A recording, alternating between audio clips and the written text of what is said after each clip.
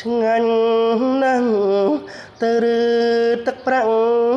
បីលៀនផ្លិចល្អត្រដោចង់មានឃើញប្រាក់ស្រេកឃ្លាន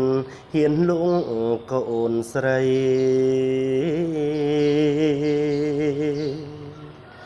កោតណាស់ត្រឡាំងប្រែផ្លាស់សំដីអស់ចារងការសងថ្មីឲ្យភ្ញៀវប្រុសស្រី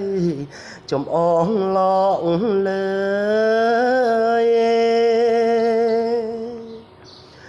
ខំចែកសម្បត្តិអភិពីហៅអង្គញាតិមិត្តមិញមីអួតប្រាប់គេថាការខ្ញុំធំណាស់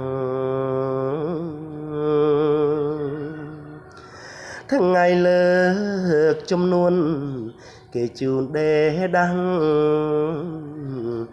ខ្ញុំដើររកដូចងាយអង្គម្ចាស់សប្បាយចិត្តណាស់គេបាំងឆាត់អើយ